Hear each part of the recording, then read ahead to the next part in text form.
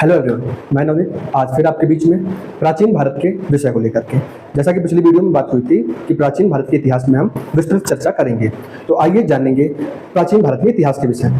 लेकिन इतिहास को जानने से पहले हमको ये जानना होगा कि इतिहास क्या है और हमको इतिहास के बारे में मालूम कहाँ से पड़ता है। तो पहले हम जानेंगे इतिहास क्या है और इतिहास के जानने के स्रोत क्या क्या है। पहले आइए जानते हैं इसके विषय में।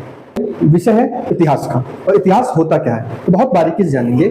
इतिहास निश्चित रूप से ऐसा हुआ है, मतलब कोई भी ऐसी घटना जो निश्चित रूप से ऐसी हुई है, या सेकंड लाइन क्या है, भूतकाल में हुई घटनाओं की तथ्यपरक जानकारी।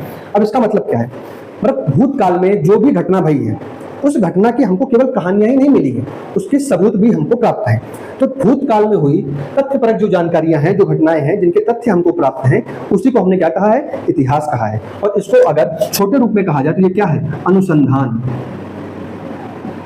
क्या है, अनुसंधान अर्थात रिसर्च।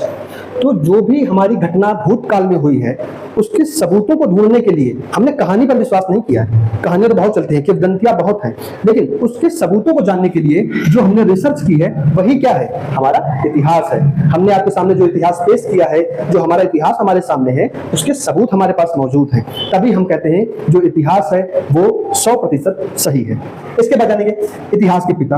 अब ऐसा तो है नहीं कि इतिहास कोई इंसान है जिसका जन्म हुआ है, लेकिन इतिहास को लाया कौन, किसने खुद, मतलब किसी के अंदर तो क्यूरियोसिटी हुई होगी ना कि और देखते हैं क्या हुआ है, हमारा अतीत क्या रहा होगा। तो उसको जानने की जो क्यूरियोसिटी है वो किसके अंदर हुई है, हेरोडोटस के अंदर हुई है। और इन्होंने अपनी एक पुस्तक लिखी है जिसका नाम क्या है, हिस्टोरिका है।